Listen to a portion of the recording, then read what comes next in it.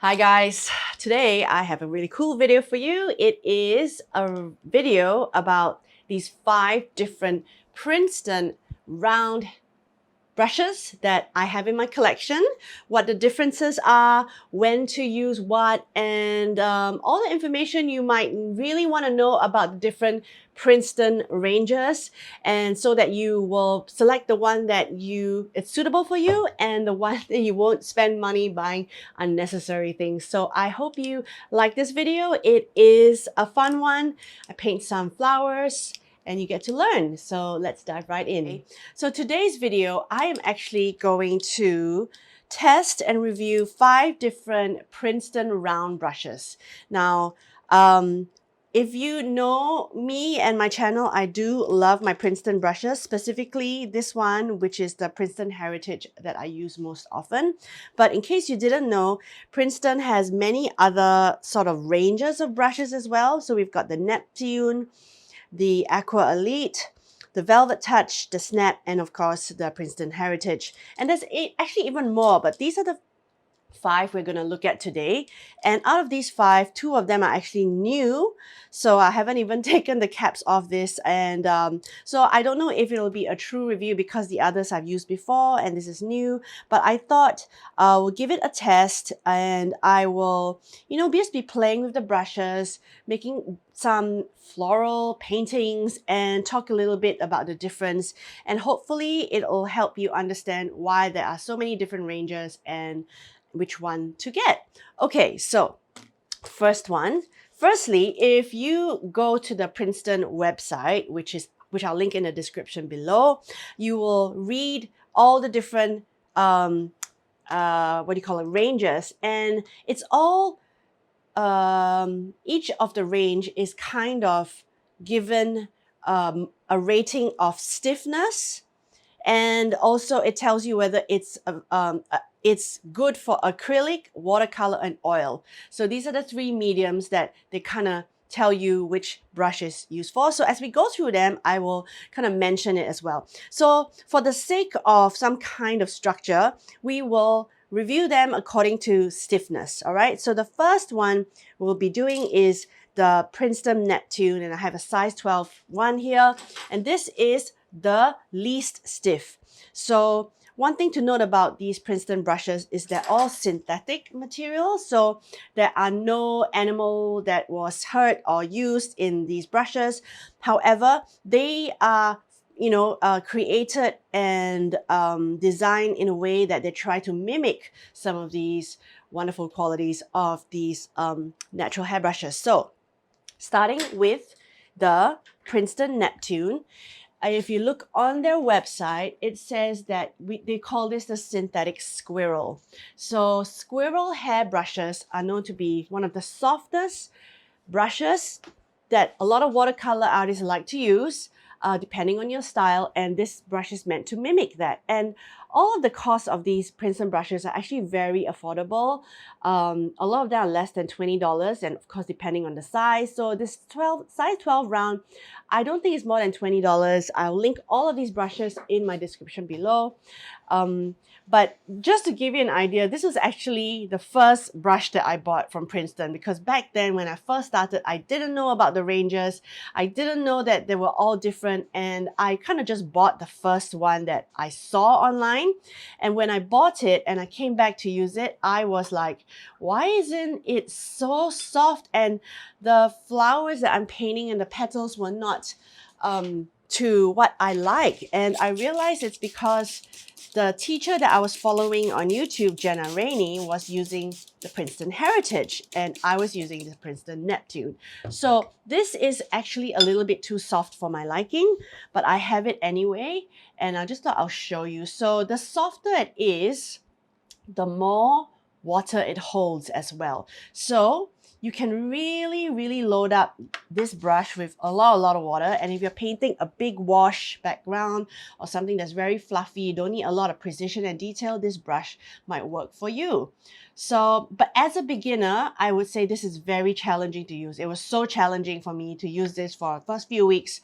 And maybe that's why I got so good at watercolor, because I started with a very difficult brush. And then later on, when I bought the other brushes, I was like, oh my God, it's not me, it's the brush. Anyway, so I'm gonna just show you, maybe just paint like a little, just a generic flower.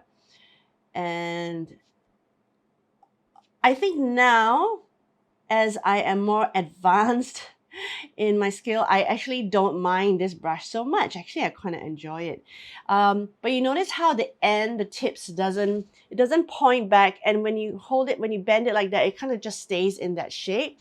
It sort of doesn't bounce back as much. So I would say if you are learning loose florals as a beginner, this is probably not the brush to get. But if you get more advanced and you want to find a softer brush, or you like to experiment, the Neptune is definitely there for you. So I kind of really like that. I like how loose it is. So also, if you prefer to just work with something very loose style, you don't like too much precision, you like to just have it very sort of like soft. It's definitely very soft, you know, see how if I press, it doesn't bounce back to shape. So that is the Princeton Neptune, okay? I apologize if I say the wrong thing throughout this video, because I'm bound to do that. So I'm just gonna write here, Princeton Neptune. Actually, I don't need to write Princeton because this is a Princeton comparison. All right, there we go. Okay, the next one that I'm going to try and is my Princeton Heritage. Sorry, not that one. The next one will be the Aqua Elite.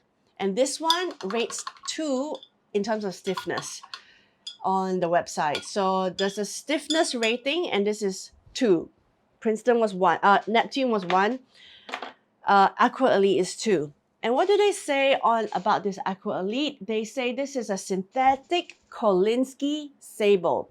So Kolinsky sable is also like a natural hair material from the Kolinsky animal or something that's very expensive.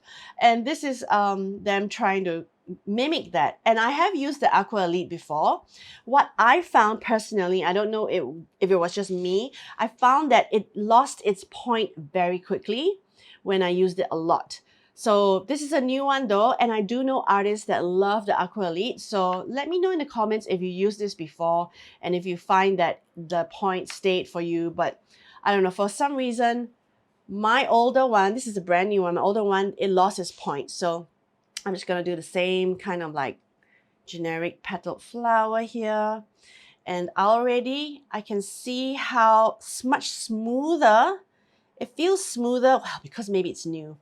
And the point is so gorgeous at this moment. Beautiful, beautiful point.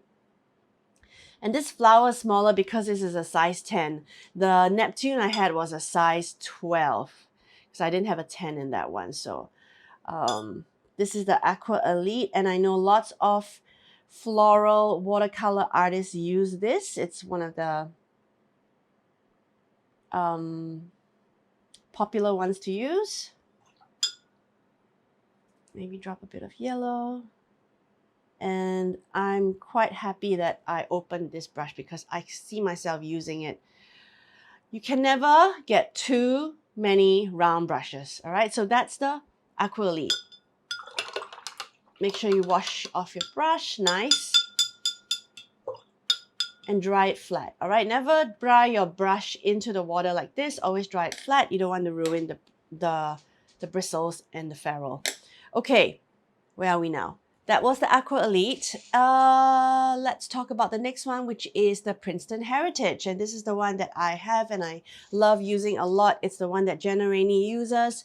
This is stiffness 3, and it is suitable for watercolor and also acrylic if you like.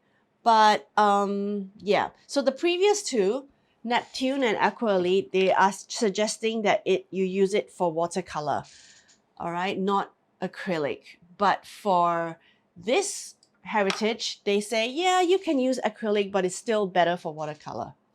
Okay, so I'm quite used to this brush. And to be honest, I actually find that the stiffness of this is slightly softer than Aqua Elite. Although on the website, it says that Aqua Elite is stiffer. Oh, sorry, less stiff, if you know what I mean. So, see, I feel like I am more fluid with this one. I love this one because it is not as stiff as this one. This one felt like it's really straight, but this one I feel more the inclination to be a little bit just more softer and organic. Yeah. And this one I've used for a very long time now, and it still has a really nice point. So I really feel like this Heritage really remains to be a beautiful brush that I love using. All right.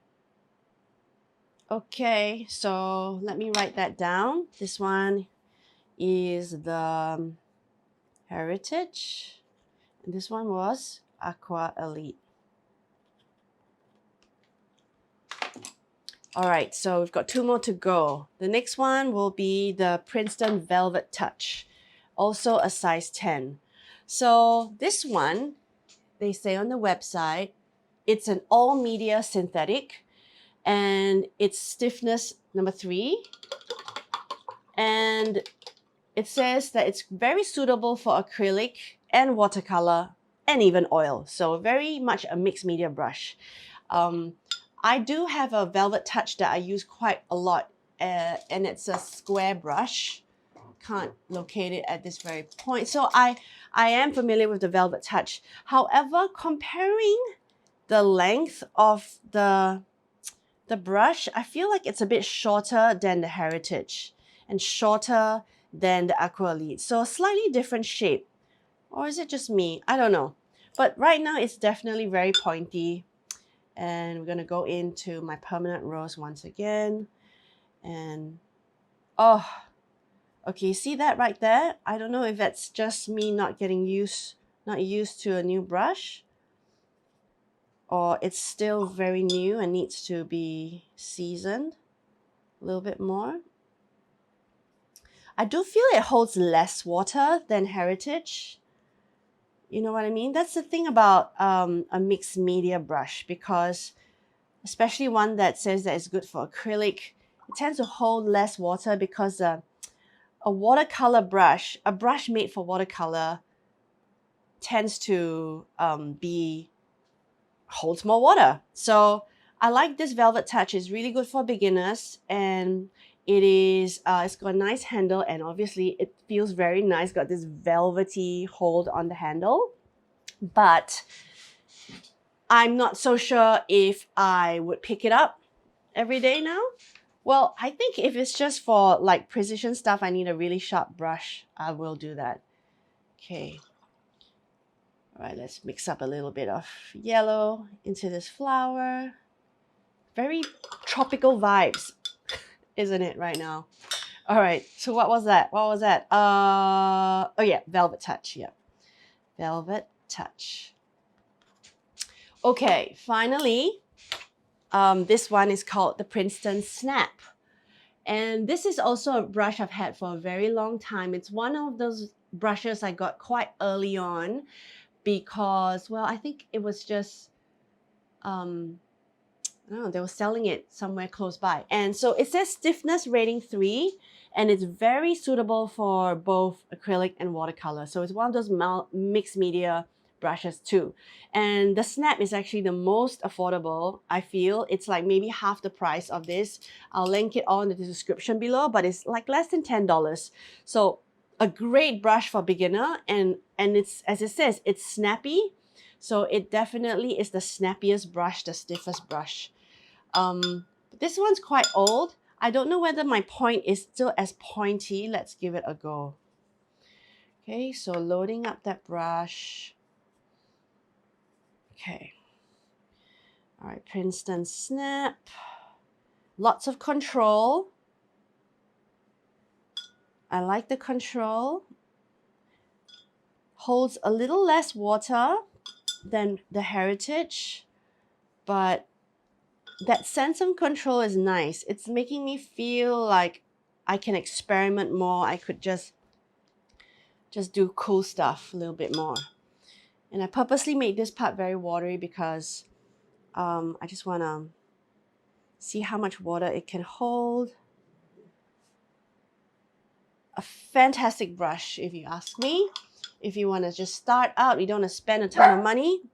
Oh, excuse my doggy. So yeah, that was the Princeton Snap. All right, so in summary, I think that my favorite is still the Princeton Heritage. I would go out and get this brush, but if I'm stuck and I'm desperate and I am in an art store and I want to get a brush right away and I run out of this, I'm very happy to work with Velvet Touch, with Snap, and even with Aqua Elite.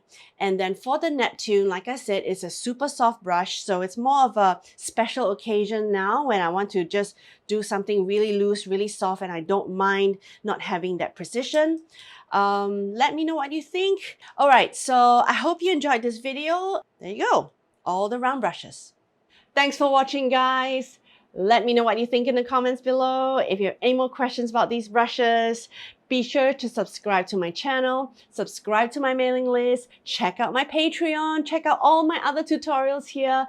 Otherwise, I hope to see you in the next video. Ciao.